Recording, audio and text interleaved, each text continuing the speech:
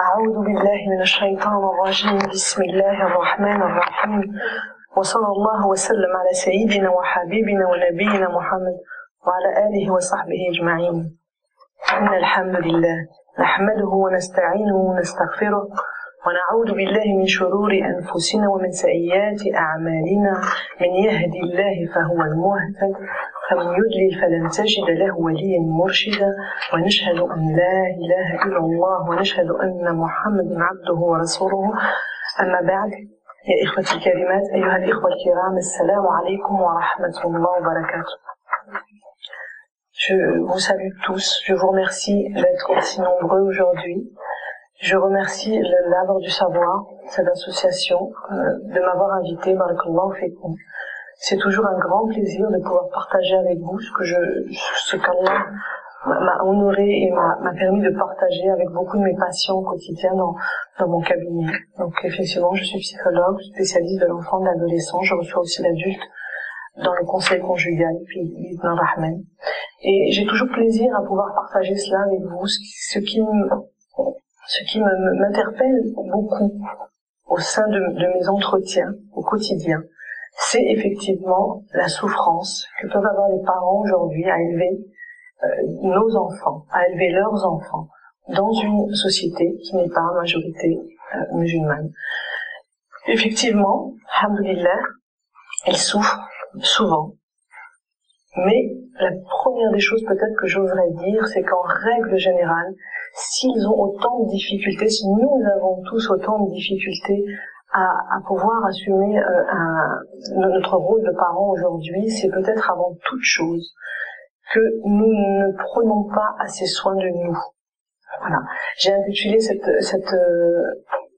conférence métier de parent parce que être parent, selon moi, est le métier le plus dur au monde. On ne n'est pas parent, on le devient. C'est tout un apprentissage tout le long de la vie. Ce n'est absolument pas facile.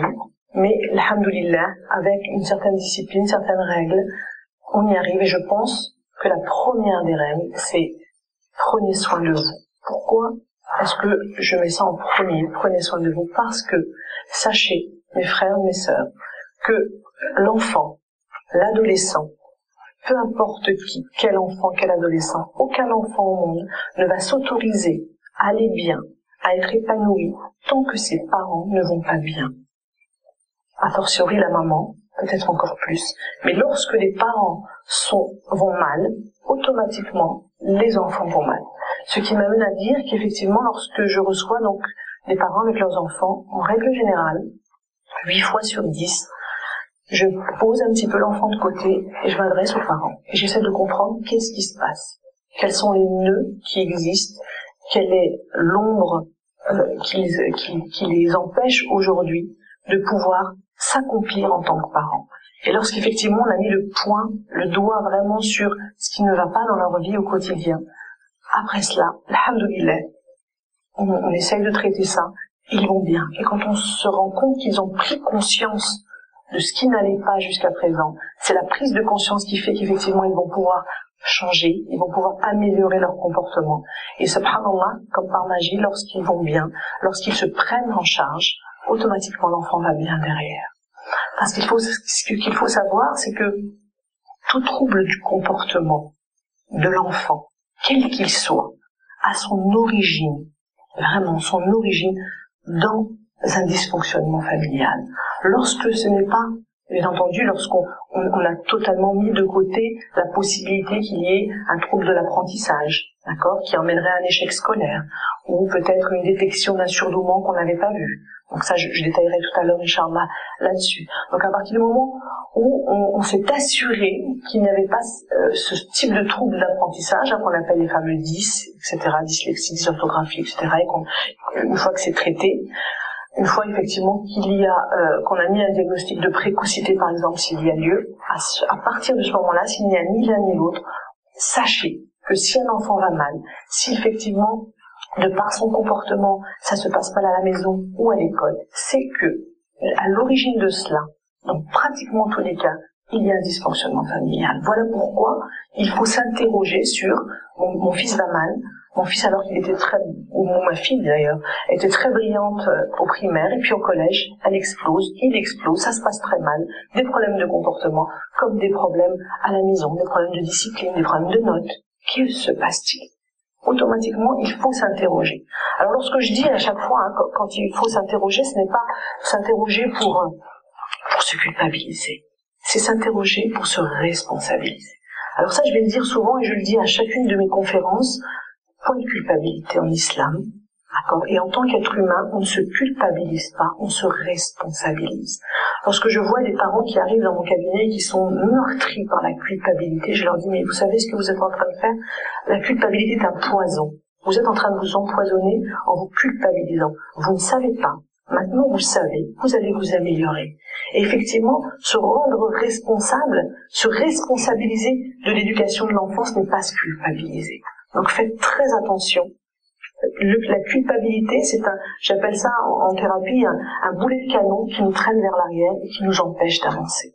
Donc très important. Effectivement, j'ai ma responsabilité. Si je suis un parent totalement absent, notamment malheureusement c'est ce que je vois au quotidien, ce sont souvent, bien trop souvent les papas qui sont là sans être là, par exemple, qui sont devant la télévision et qui ne font pas, et qui font juste acte de présence. Ça, c'est leur responsabilité à nous. D'accord, il faut vraiment qu'ils comprennent que l'éducation se fait à deux. Je salue les papas ici présents ou les hommes ici présents dans la Fécond d'être là. Je suis toujours ravie lorsque je vois les frères. Ça veut dire effectivement combien ils peuvent être engagés dans l'éducation de leurs enfants et que Dieu les récompense, Inch'Allah. Que Dieu les récompense parce que effectivement éduquer est un vrai djihad. C'est un vrai djihad au quotidien, c'est une responsabilité. C'est avoir des enfants, c'est amana amam Allah. Ne l'oublions pas. Amana amam Allah, et nous aurons des comptes à rendre. Amam Allah. Et c'est vrai que lorsque je vois des parents, des papas qui disent encore une fois, parce que c'est le modèle traditionnel qu'il a voulu, moi je m'occupe de dehors et puis toi tu t'occupes de l'intérieur, ils n'ont simplement rien compris. Et que comme on dit en arabe, et on ne peut pas applaudir avec une seule main. Et je pense qu'ils sont vraiment à côté de l'essentiel lorsqu'ils comprennent ce genre de choses. Il faut qu'ils prennent conscience que une éducation se fait à deux.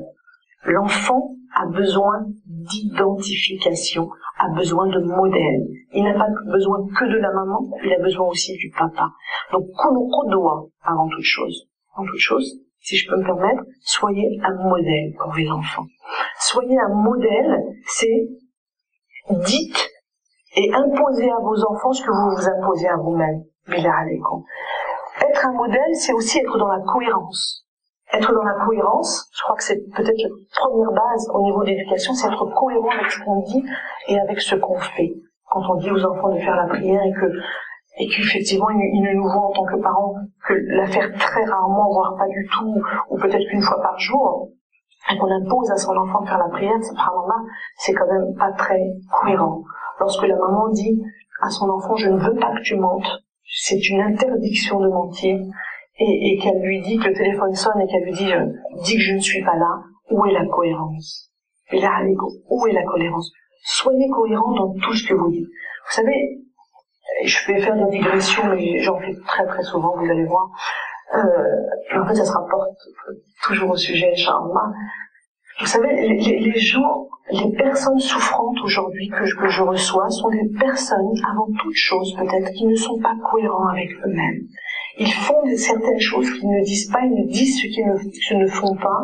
Ils arrivent à dire oui là où ils ont envie de dire non, et on appelle ça la dysynchronie cognitive. C'est juste pas possible de ne pas être cohérent avec soi, dans l'éducation, mais dans son quotidien. Et c'est pour ça qu'Allah Azza wa Jal, في سورة الصف بعد أعوذ بالله من الشيطان الرجيم nous dit لماذا تقولوا ما لا تفعلون. Et في سورة البقرة un peu plus loin il nous dit كيف تقولوا ما لا تفعلون كبر مقتا عند الله أن تقولوا ما لا تفعلون. C'est presque une interdiction d'être dans l'incohérence. Ne soyez pas incohérents. Pourquoi est-ce que vous dites ce que vous ne faites pas et vous faites ce que vous ne dites pas? C'est très très important de pouvoir être. On est dans l'apaisement de soi quand on est dans la cohérence. Ça, c'est la première des choses. Donc, je dis à mon enfant et j'impose à mon enfant ce que je m'impose à moi-même. Je pense que c'est une des règles fondamentales. Peut-être, seconde règle, c'est surtout en tant que parent, billah alaykum, soyez dans l'union. Ça veut dire, tout simplement, lorsque mes sœurs, votre mari dira devant l'enfant, non, ça sera non, même si vous n'êtes pas d'accord. De la même façon, mes frères, lorsque votre épouse devant vous et devant l'enfant va dire non, ben ça sera un non, ou ça sera un oui. Ensuite, vous allez régler vos comptes, il n'y a pas de souci. Mais devant l'enfant, ne décrédibilisez pas, s'il vous plaît, l'autorité d'un des deux parents devant l'enfant. Union, vous êtes unis. Parce que si vous n'êtes pas unis, l'enfant, tout simplement, va rentrer dans cette faille. D'accord? Il va se plonger dans cette faille, mais de toute façon, il saura vers qui aller. Il y en a un qui dit oui, il y en a un qui dit non. Et la base de l'éducation, billah alaykum, c'est être unis. Je dis oui. Désolé, maman a dit non. Voilà, je suis désolée. Désolé, papa a dit non. Donc ça sera comme ça. Ensuite, on règle nos comptes là. Tu vois, t'as été un petit peu trop dur, t'aurais peut-être pas dû. Mais surtout pas devant l'enfant. Donc vraiment je dis ça parce que je vous l'ai dit, je vous les énumère un petit peu, mais c'est vraiment ce que je vois en consultation au quotidien, je vois, c'est vraiment ce qui fait du mal à l'enfant. Le fait de voir que de toutes les façons ils sont même pas d'accord entre eux en tant que parents, et c'est juste pas possible. Donc très très important, soyez le modèle, soyez dans la cohérence, soyez unis face à votre enfant. Et j'aimerais dire peut-être encore l'essentiel étant d'apprendre à valoriser votre enfant. Billah alaykum. Sachez à quel point un mot peut être pacificateur, mais à quel point un mot peut être destructeur. Ça veut dire que par vos paroles, vous allez valoriser un enfant, et qui dit valoriser un enfant, dit effectivement préparer une belle estime de lui, faire en sorte qu'il ait confiance en lui. Un enfant n'aura confiance en lui-même qu'à la hauteur de la confiance que vouera leurs parents. Très important. Si vous voulez qu'un enfant soit solide dans la vie, faites-lui confiance. Faites confiance à cet enfant. Dès le départ, dites-lui, mais moi je te fais confiance. C'est vrai que c'est très difficile parce que nous-mêmes, notre génération, nous n'avons pas grandi effectivement avec la valorisation verbale, avec la confiance des parents. Ça a été difficile, mais ce n'est pas parce qu'on n'a pas vécu quelque chose qu'on ne peut pas le transmettre. Nos parents, on n'est pas dans l'accusation des parents aujourd'hui. Nos propres parents, c'est que la râle ils n'avaient pas l'aime que vous avez vous aujourd'hui. Ils avaient des circonstances atténuantes. Ils n'ont fait que reproduire effectivement un schéma traditionnel venant du pays d'où ils viennent. Mais nous, subhanallah, nous savons à quel point un mot peut valoriser un enfant comme un mot peut le détruire. Valoriser son enfant, c'est lui dire, ah, tu vois là, tu as eu un 6, tu as eu un 7, mais franchement, je pense pas que c'est ça que tu vaux. Pour moi, tu vaux beaucoup plus. J'ai tellement confiance en toi que je sais que tu vas augmenter tes notes. Et c'est comme ça que petit à petit l'enfant va augmenter sa note. Pourquoi? Il va se dire, mais papa et maman, ils ont confiance en moi, ils croient en moi. D'accord? Ils connaissent ma valeur. Et c'est pour ça que je vais tout faire de me démener pour pouvoir aller. Mais si vous lui dites, mais c'est avec tout le respect que j'ai pour vous, mais c'est ce que j'entends et même dans mon cabinet, je l'entends. Hachem ad-deb al-hamar qui ne sait rien, tu es qu'un nul, qu'est-ce que vous attendez de cette parole-là? Au quotidien, Allah est même devant moi, et lorsque je dis au frère, mais mon frère, pourquoi est-ce que vous traitez votre enfant de la sorte? Bien entendu, encore une fois, le poids des traditions dit, mais c'est comme ça qu'il va, vous savez, ça on l'entend bien, c'est comme ça qu'il va se renforcer, qu'il va devenir un homme, qu'il va devenir une femme, mais ils n'ont rien compris. Je dis non, c'est comme ça que vous allez détruire l'estime de lui-même. Donc, billah alaykum, faites attention aux mots que vous pouvez dire face à vos enfants. C'est primordial. Il va construire l'estime de lui-même et la confiance en lui, cet enfant qui deviendra adolescent, un adulte en devenir, en fonction des mots que vous allez pouvoir lui apporter. Un mot positif, ce qu'on appelle le renforcement positif, mais je sais que tu vas réussir, j'ai confiance en toi, et tu iras loin, tu iras loin mon fils, parce que moi j'ai confiance en tes capacités, parce que moi je connais la valeur que tu as. Et vous savez, si aujourd'hui les publicistes nous mettent en pleine publicité, mais vous le valez bien, pour ne pas citer la marque que vous connaissez, ils ont tout compris. Ils savent très bien que l'être humain aujourd'hui, effectivement, ne peut se réaliser et aller bien que s'il connaît sa valeur. Moi, les gens que je rencontre aujourd'hui en tant qu'adulte, ce sont des gens qui ne se donnent aucune valeur. Pourquoi? Parce que petit, personne ne leur a donné de la valeur. Personne ne leur a dit, mais tu as de la valeur. Tu as de la valeur. Et chacun en nous a, effectivement, chacun en nous a un trésor, à développer. Mais lorsque les parents ne sont pas assez présents, d'où la nécessité de le savoir vous en tant que parent aujourd'hui, pour pouvoir valoriser cet enfant et lui dire, mais tu vois là, franchement, machallah, tu as une capacité, il faut que tu la développes. Mais déjà, la remarquer cette capacité. Aller au-delà. Pas plus loin que la semaine dernière, j'ai une maman qui est arrivée et qui me, subhanallah, donc on essayait de commenter, puisqu'à chaque fois je demande toujours les notes, on essayait de commenter les notes de l'enfant, et il me dit, regardez-moi ça, il a que des 8, des 9. Je lui dis, mais il n'a pas que des 8, des 9, ma sœur, il a un 16, il a un 15. Oui, mais ça c'est rien. Il a 8, il a 7. Subhanallah, ce potentiel qu'on a à ne voir que le négatif chez notre enfant, et à relever que des points négatifs. Oui, mais ma sœur, excusez-moi de vous dire, je lui tourne le bulletin de notes, il a un 15, un 16. Et ça c'est le 8 et le 9. Subhanallah, on va commencer par valoriser le positif. Mais machallah, si tu as eu un 15 et un 16, même si c'est en musique, même si c'est en sport, c'est que tu es capable, mon fils. C'est que je sais que tu vas pouvoir avoir la même note ailleurs. C'est comme ça qu'on parle à son enfant. Et c'est super important. Birifq wa birahma. Birahma, vous vous rendez compte qu'Allah Azza wa Jalla, à chaque fois qu'il a parlé des relations familiales, il a toujours parlé Azza wa Jalla de rahma. De rahma, de miséricorde. Soyez miséricordieux avec vos enfants. Si j'avais une base, vraiment, et un conseil à vous donner, la première des choses, soyez miséricordieux. La vie est dure. C'est pas facile. Pour personne. Donc, commencez par être miséricordieux. Mais je me rends compte que les gens qui sont miséricordieux sont les gens qui le sont avec eux-mêmes. Et aujourd'hui, on n'arrive même pas à être miséricordieux avec nous-mêmes. On est intransigeant envers nous-mêmes. On est difficile avec nous-mêmes. On se met la barre haute. On arrive à avoir un degré d'exigence tellement haut et être dans le perfectionnisme, d'où l'éternelle insatisfaction. Quand on est perfectionniste, on est toujours insatisfait. On n'est que des êtres humains, billah alaykum. C'est-à-dire, donnez-vous des circonstances atténuantes dans la vie. On ne peut pas réussir dans tout. On ne peut pas être parfait. Donc, on va se rapprocher de cette perfection, certes, mais quand on n'y arrive pas, les enfants comme les ados, comme nous en tant qu'êtres humains, subhanallah, nous ne sommes que des êtres humains. Si Allah Azza wa Jalla aurait voulu nous créer parfaits, il nous aurait créés anges. Mais nous ne le sommes pas. Donc accepter ses limites, c'est grandir. Accepter, effectivement, là j'ai raté, mon fils a 6-7 ans, jusqu'à présent j'ai pas su. Allez, tu n'as pas su, maintenant tu sais. Et c'est parce que on s'auto-flagelle et on s'auto-critique à longueur de temps qu'on ne peut pas être un parent efficient. Vous comprenez, mes frères et mes sœurs, c'est fondamental. C'est déjà prendre soin de vous que de prendre soin de votre enfant. Et c'est parce qu'encore une fois, vous ne serez pas dans la culpabilité permanente. Je dis ça parce que c'est ce que je vois au quotidien dans mon cabinet, les gens qui sont vraiment, j'aurais pas dû, qui s'auto-flagellent à longueur de journée et donc qui ne prennent pas le temps de vivre, qui ne prennent pas le temps de savourer un instant avec leur enfant, subhanallah, parce qu'ils sont tout le temps dans l'hyper-rigidité, dans l'hyper-perfectionnisme qui fait que c'est juste pas possible pour un enfant. Il n'est qu'un enfant. D'accord? Ce n'est qu'un enfant.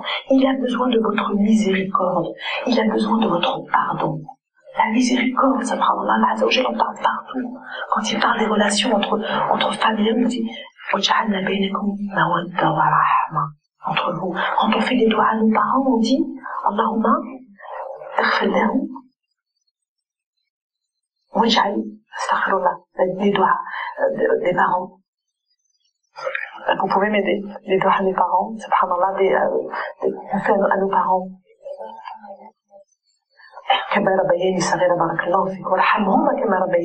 C'est exactement ça. Donne-leur la miséricorde parce qu'ils m'ont élevé lorsque j'étais petit. Malgré tout, vous savez que beaucoup de gens de notre communauté, malheureusement, ont vécu avec des parents dits. Aujourd'hui, on les appelle, c'est un mot très fort qui va peut-être vous choquer, mais encore une fois, c'est ce que je vois au quotidien, les parents dits toxiques.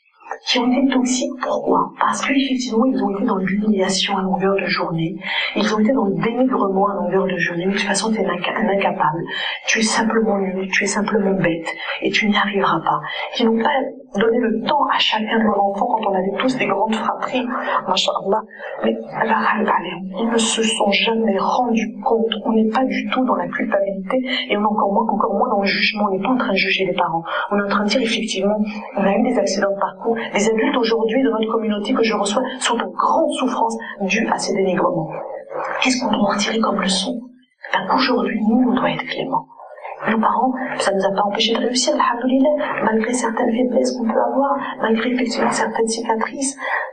Mais on peut épargner ça à nos enfants, en étant nawalda, en étant miséricordieux, déjà avec nous-mêmes, et ensuite avec nos enfants. Et ça, c'est très important, voire primordial.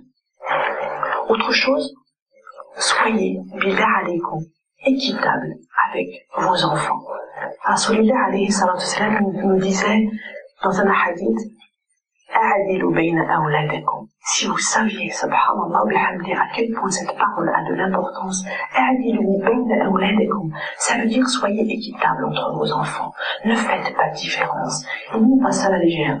Quand l'enfant vient me voir, et dit, mais devant moi, il dit à son père ou à sa mère, mais tu sais, de toute façon, tu m'as jamais aimé, t'as toujours aimé le plus petit ou le plus grand, mais pas moi. Surtout que la frappe, ceux qui sont au milieu, c'est eux qui souffrent le plus en lui, parce qu'ils sont pas les grands, ils sont pas les petits. C'est très, très inconfortable.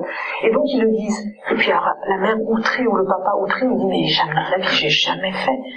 Effectivement, vous avez l'impression en tant que parent de ne pas avoir fait de différence, mais si un enfant l'exprime, c'est qu'il le vit dans sa chair et dans son sang. Donc, billah alaykoum, faites attention. Parfois, effectivement, certains parents disent, on ne le fait pas exprès, hada hanin ou hada mach hanin. Donc, hada, il s'approche pas de moi. Mais celui-là, il est hanin, donc on est plus enclin à aller vers lui. Oui, mais si celui qui s'approche pas, c'est peut-être celui qui a le plus besoin, donc c'est à toi d'aller vers lui. Vous comprenez? Donc, c'est très important de donner du temps à chacun. C'est fondamental. Pourquoi je dis ça? Parce que, encore une fois, je reçois des adultes, wallah, et mariés avec des enfants meurtris, qui sont aujourd'hui meurtris. Pourquoi? Parce que, quand ça ressort en thérapie, qu'est-ce qui ressort? Eh ben, j'étais le bouc émissaire de la famille. Je n'ai jamais été préférée. Mon papa, ma maman a préféré le plus grand, le plus petit, ou que sais-je, mais pas moi. Et ils en souffrent dans leur chair, en tant qu'adultes encore aujourd'hui. Donc c'est pas anodin. Lorsque Rasulullah, le meilleur des hommes, sallallahu alayhi wa sallam, et le meilleur des psychologues, nous dit, a'adilu bayna awladikum, ça veut dire, a'adilu bayna awladikum. Faites attention à l'équité. C'est primordial. Faites attention. C'est une chose importante, parce qu'on en souffre même à l'âge adulte. Autre chose de très importante, mes frères et mes sœurs, Inch'Allah, je dis un petit peu les choses en vrac comme elles me viennent, mes frères, Inch'Allah, parce que je voudrais aussi laisser beaucoup de temps pour le débat, pour vos questions-réponses, je pense que c'est aussi très important. Autre chose de très important en tant que parent, c'est le besoin de limite.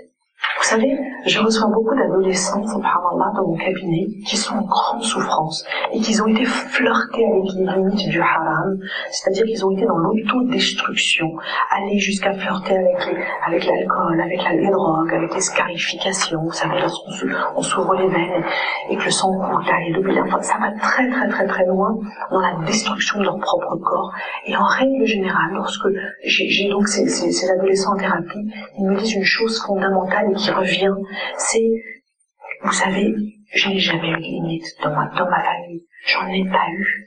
Et qu'est-ce que je suis en train de rechercher dans effectivement pousser les limites à bout, je suis en train de rechercher les limites que je n'ai jamais eues. On mangeait à n'importe quelle heure, je rentrais pas le soir, personne m'appelait. C'était des parents qui étaient totalement absents, peut-être voire démissionnaires, parce que eux-mêmes souffraient. Parce que eux-mêmes, en règle générale, lorsque je fais les thérapies familiales, je me rends compte qu'eux-mêmes n'ont pas résolu leurs propres problèmes avec eux-mêmes, étaient dans une dépression grave pendant toute l'enfance et voire l'adolescence de l'enfant. Et l'enfant, donc, qui n'a pas été soutenu, qui n'a pas été sécure, c'est-à-dire qui n'a pas été sécurisé à l'intérieur de lui par le fait que le parent est complètement à l'ouest, présent physiquement mais à l'ouest parce que, en pleine dépression, parce qu'il vivait des choses très très douloureuses et qui ne s'est pas pris en charge. Automatiquement, l'enfant ne peut pas dépasser l'état émotionnel du parent qui va mal, et donc lui aussi va sombrer très très bas, surtout si en plus il n'y a pas eu de valorisation, il y a eu une absence totale, mais en plus il y a eu des dénigrements, donc n'en parlons pas, mais en plus donc il y a eu cette totale absence du papa ou de la maman qui est en dépression, qui allait mal, et qu'il n'y a pas eu de limite. Donc à partir du moment où il n'y a pas eu de limite, l'adolescent, parce que Un enfant, un adolescent a besoin de limites pour se construire. C'est comme si vous allez passer d'une ligne à un autre sur un pont où il n'y a pas où se tenir. Vous savez comment on est chancelant, on peut tomber à tout moment, on va pas bien. C'est exactement ça l'éducation avec les limites. Les limites, c'est je mets des choses pour te rassurer. Et si je te dis de rentrer à 6h, c'est pas 6h30. Et si je te dis non, c'est parce que c'est un acte d'amour, c'est parce que je t'aime que je te dis non. Et parce que moi, après 6h, je vais m'inquiéter pour toi. Quand je te dis 6h, c'est 6h. Quand je te dis ne sors pas avec telle personne, c'est parce que je sens pas, il faut que tu comprennes ça. Et maintenant, pour instaurer ce genre de choses, mes frères et mes sœurs, il faut tout simplement apprendre à ouvrir un espace de parole. Des mamans et des papas qui viennent me voir avec leur adolescent, je ne comprends pas, ils me ferment la porte au nez, ils me parlent jamais, je ne sais pas ce que j'ai fait pour en arriver là. Mais comment est-ce que tu peux exiger de ton adolescent qu'il puisse te parler aujourd'hui, alors que lorsqu'il était petit, tu n'as jamais ouvert cet espace de parole? Tu n'as jamais été dans el-hiwar, la communication. Vous savez ce que c'est la communication? C'est la base, encore une fois. La base de l'éducation, c'est la communication. Vous savez pourquoi Allah Azza wa Jal nous a donné 2 oreilles et une bouche, à votre avis? Voilà, c'est pour écouter plus que de nous parler. Et on parle, et on parle, et on exige, et on impose, et on n'écoute pas. Puis là, allez, pose-toi avec ton enfant, ma soeur, mon frère, posez-vous le soir à la sortie de l'école avec vos enfants et parlez-leur. Alors raconte-moi ta journée. Tiens, là, je vois que t'es pas bien intervenu, t'es énervé, je sais pas c'est quoi dans la cour de récréation avec ton enseignante, avec ton institut. Tu veux en parler? Ouvrez. Un jour il va vous dire non, un jour il va vous dire oui, mais soyez là. Il faut qu'il sache qu'il a des oreilles pour l'entendre, pour être écouté, cet enfant. C'est fondamental. Et quand vous allez l'habituer à lui ouvrir cet espace de parole, où il sera le bienvenu, où vous êtes là à l'écouter, pas vous faites la cuisine et oui, parle toujours, tu m'intéresses, et en fin de compte vous l'écoutez pas. Il a besoin d'être entendu, d'accord? Donc je me pose 5 minutes, je fais ma cuisine avant, après les sœurs, et je me pose avec mon enfant. Pendant le goûter, j'allais raconte-moi ta journée s'il te plaît. Mouhal, que si vous leur ouvrez cet espace de parole à l'adolescence, il ne va pas effectivement savoir que les oreilles sont là pour l'écouter. Effectivement, ça sera très rare qu'il va vous claquer la porte au nez pour vous parler. On va parler tout à l'heure de l'adolescent, qui est très spécifique. Mais voilà, pour vous dire que les bases, c'est ça, c'est la communication, d'accord? C'est l'équité. C'est la valorisation, et je reviendrai là-dessus, mon frère et ma soeur, la valoriser vos enfants. Il a juste donné le biberon petit, masha'Allah, tabarakallah, mais c'est extraordinaire, c'est bien, merci, donc remerciez, apprenez-lui, vous lui dites, mais pourquoi tu dis pas merci? Est-ce que vous dites merci? Il vous ramène les chaussons, vous lui dites merci, vous ramène quelque chose de la cuisine, vous dites merci à vos enfants, subhanallah. Apprenez-leur à dire merci, mais faites-le, remerciez-le, et puis voilà, extasiez-vous devant ces efforts. Masha'Allah, ce que tu arrives à faire maintenant, je suis trop fière de toi. Et des mamans me disent, oui, mais attends, trop fier de moi, il va avoir la grosse tête. Il verra peut-être à longueur de journée qu'on est fier de lui. C'est pas vrai. Wallahi, c'est pas vrai. Mouhal. Vous savez, sur cette terre, mes frères et mes sœurs, le fléau le plus destructeur, vous savez ce que c'est? C'est l'amour et son expression. C'est dire à l'autre combien on peut l'aimer. C'est le manque d'expression d'un sentiment qui fait qu'aujourd'hui on en arrive aux guerres. Et on en arrive aux guerres dans la famille comme à travers le monde. Vous ne vous rendez pas compte à quel point nous avons besoin en tant qu'être humain d'être aimé, de se savoir aimer et de dire à quel point on peut aimer. Dites à vos enfants combien vous les aimez. Je vois les adolescents qui sont épanouis aujourd'hui, masha'Allah. La maman, le papa disaient 10 fois par jour. Et c'était pas trop, et c'était pas pour autant qu'ils avaient la grosse tête. D'accord? Ou alors, je sais pas, ils trament l'Italie, enfin, je sais pas, j'entends tout. C'est vraiment pas. Dans notre communauté, qu'est-ce qu'on peut pas entendre? Non, valorisez-leur et dites-leur que vous aimez. Dites effectivement à votre enfant que vous les aimez, mais dites-leur aussi quand vous n'appréciez pas leur comportement. Tu vois là ce que tu as fait, c'est inadmissible. Je ne peux pas supporter ce que tu as fait. Tu as dit un gros mot, tu as frappé ton petit frère, tu as été insolent, tu as répondu, tu as mal parlé aux gens, tu n'as pas dit merci quand on t'a dit bonjour ou merci à la caisse. Ça non. Ça, c'est juste pas possible. Ton comportement, je ne peux pas l'accepter. Dire des gros mots sous mon toit, ça, je ne peux pas l'accepter. C'est impossible, d'accord? Par contre, c'est ton comportement que j'aime pas, c'est pas toi, d'accord? Tu es pas bête, tu es pas méchant, c'est ton comportement. Toi, tu resteras mon fils, ma fille, je t'aimerai toujours. Mais ton comportement là, il est vraiment à revoir. Dissocier les deux. Parce que quand on dit, mais tu es méchant, tu as fait ça, du coup, lui, il va s'investir. Vous savez, l'enfant, il se construit avec les paroles du papa et de la maman. Le papa, il dit que t'es bête, et ben, moi, je vois ce point-là, j'ai travaillé longtemps à l'éducation nationale, alhamdoulilah, et j'ai travaillé dans la cellule des décrocheurs scolaires en fin de troisième.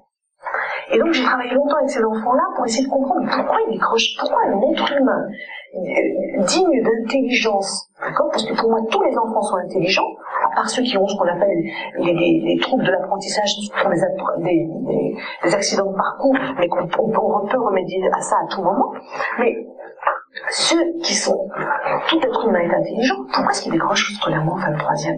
Et effectivement, lorsqu'on va fouiller un petit peu dans leur histoire de vie, on se rend compte qu'il y avait un dysfonctionnement familial, mais on se rend compte aussi qu'il n'y avait jamais eu de valorisation. Jamais eu de valorisation, et que on arrive à me dire, alors moi je fais aussi beaucoup le test du QI, donc de quotient intellectuel pour évaluer l'intelligence de l'enfant, puisque c'est vraiment quelque chose à laquelle j'aspire beaucoup et qui explique beaucoup de choses du comportement de l'enfant. Et donc quand je leur fais ce test-là, c'est vraiment là, c'est des décrocheurs scolaires, je les vois, ils sont bien au-delà de la norme. La moyenne étant à 100, ils sont parfois à 130, 140, qui relèvent du surdouement. Le problème, c'est que personne jamais ne leur a dit quoi que ce soit à ces enfants-là. On leur a jamais dit, mais tu vois, t'es super intelligent, tu vas pouvoir faire quelque chose.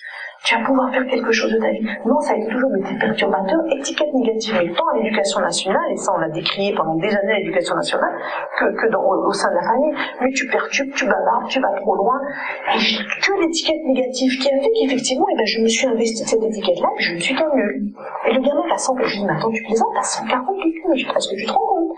Il me dit, mais moi j'avais dit ça, moi, tout ce qu'on m'a dit c'est que j'étais nul, donc moi je suis nul. Pourquoi tu veux que j'aille à l'école? Il me dit, puisque je suis nul.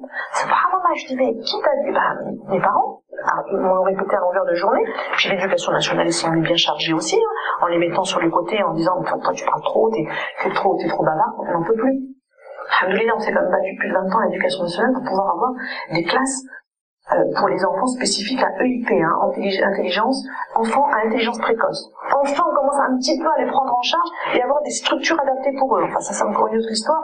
Et on commence à les valoriser un petit peu, alors que jusqu'à présent, ils étaient mis de côté, et voilà pourquoi il y avait autant de décrocheurs scolaires en fin de troisième. D'accord?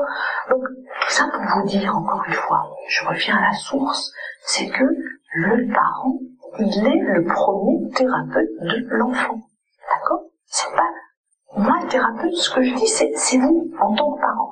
Donc, si vous voulez effectivement éviter qu'il n'ait une mésestime de lui-même, qu'il n'ait pas confiance en lui, qu'il n'ait pas effectivement cette solidité psychique pour pouvoir affronter le monde, soyez à l'écoute, soyez miséricordieux, soyez présents, d'accord? Offrez-leur cet espace de parole et surtout, valorisez-les. D'accord, c'est très important. Maintenant, vous allez me dire, oui, mais s'il court dans tous les sens toute la journée, s'il n'écoute pas, etc. Vous savez, le comportement de l'enfant, lorsqu'il est un enfant difficile, il y a des personnalités difficiles, il y a des enfants difficiles. Lorsqu'il est difficile, c'est toujours qu'il est en train d'exprimer quelque chose. En règle générale, lorsqu'il va dans tous les sens et qu'il fait tout exploser à la maison, c'est que peut-être, effectivement, le mode d'éducation est à revoir. Se dire, mais peut-être que j'ai pas mis des limites là où il fallait. Je l'ai laissé pousser beaucoup trop loin, effectivement, mais laisser les limites, au point où il explose.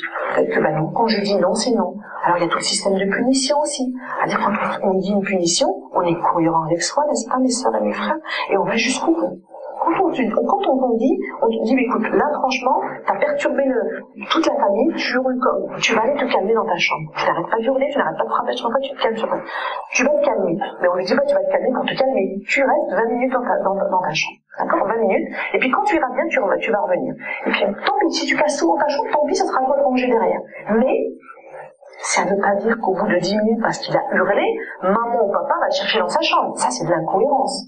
Comprenez? Il faut être cohérent avec tout, subhanallah. Il faut être cohérent avec toute chose. Donc, 20 minutes, c'est 20 minutes. Et puis après, on fait sortir de 20 minutes. Et seulement là, une fois qu'il s'est calmé, on discute et on parle. On se met à l'ordre de l'enfant, on explique. Est-ce que tu as trouvé ça normal? Ce qui s'est passé, c'est juste pas normal. C'est peut-être ça qui vous manque aussi chez un enfant difficile. Il a besoin d'être cadré. Dire ça, c'est juste pas possible. Tu vas t'isoler, tu reviens. Mais c'est vrai que nous, on a du mal. Alors on hurle, on crie, on donne la fessée. Et crier, ça veut dire quoi? Quand on crie à longueur de journée, qu'est-ce qu'on donne comme message à l'enfant? Ou quand on frappe encore plus? Ce qui est totalement stérile, de frapper vraiment, de crier également. On donne pour image à l'enfant, on lui dit en fait qu'on peut régler tous les problèmes en criant par la violence, en criant ou en frappant. C'est ça l'image qu'on donne, c'est le message qu'on donne à l'enfant. Bah tu vois, moi je crie, toi tu cries encore plus fort, puis moi je crie. C'est le message que je peux tout régler les problèmes en criant et en frappant. Donc c'est contre-productif. Donc on va tout simplement, lorsque l'enfant est en furie, est en train de crier, on lui dit, est-ce que là, il va être obligé de descendre d'un ton, parce qu'il faut qu'il vous entende. D'accord? Donc au lieu de crier plus fort, vous allez parler plus doucement. Vous allez dire, mais est-ce que là, moi, je suis en train de crier? Donc déjà, tu vas te calmer, tu vas te taire pour pouvoir, oui, mais j'entends pas ce que tu dis. Tu vas te calmer, comme ça tu entendras ma voix, donc je baisse ma voix. D'accord? On fait le contraire de ce que tu fais, pour désamorcer la colère. Et comme on parle de colère, il reste du temps. D'accord. J'ai tellement de choses à dire, subhanallah. Comme on parle de colère, il faut que je vous parle d'une expérience scientifique, d'accord, qui a eu lieu en 2009. Vraiment, je la dis à toute une conférence, mais vraiment, elle est tellement merveilleuse que je ne peux pas ne pas la dire aujourd'hui. En fait, tout simplement, il s'est passé en 2009 une étude scientifique, on appelle ça une étude de cohorte. D'accord? Une étude de cohorte, c'est une étude qui dure sur 10 voire 15 ans. Donc, on a pris les enfants de 5e, écoutez-moi bien, on a pris les enfants de 5e, donc l'âge de 12 ans à peu près, et on les a suivis pendant 15 ans jusqu'à leur insertion professionnelle. Et on s'est rendu, c'était quoi en fait le but de l'étude scientifique? C'était simplement de mesurer le bonheur. Le bonheur, qui d'entre ces enfants sera le plus heureux au monde, d'accord, et qui pourra effectivement avoir des capacités relationnelles et puis sera heureux tout simplement dans sa vie. Et on s'est rendu compte d'une chose, il aura fallu 15 ans d'études scientifiques pour comprendre une chose, que ce n'est pas celui qui avait le quotient intellectuel le plus élevé, d'accord, c'est-à-dire qui a réussi à être, machallah, médecin, ingénieur, et que sais-je, architecte, etc. Mais ce n'est pas lui qui était le plus heureux. C'est-à-dire que le quotient intellectuel n'interférait pas du tout dans le degré de bonheur, mais c'était celui qui avait le quotient émotionnel le plus élevé. Qu'est-ce que le quotient émotionnel? Le quotient émotionnel, billah alaykoum, mes frères et mes sœurs, c'est simplement apprendre à gérer ses émotions. Celui qui gère ses émotions, qui gère sa colère, qui arrive à gérer l'émotion de l'autre, masha'Allah, c'est l'homme et la femme la plus heureuse au monde. Que veut dire gérer les émotions? Ça veut dire, mon mari rentre le soir, il est dans un état pas possible, d'accord? Moi, je vais capter que ça va pas. Donc déjà, j'arrive à avoir cette intelligence émotionnelle à me dire, oh là là, je vais prendre du recul, et puis je vais attendre que ça aille mieux, d'accord? Ça sert à rien du tout, comme je vois très souvent des mamans qui quand leur mari rentre, oui, mais tu sais ce qu'il a fait, voilà ce qu'il a fait le petit, voilà ce qu'il a fait, plutôt tu as pas fait les courses, et le tu qui tue, vous savez?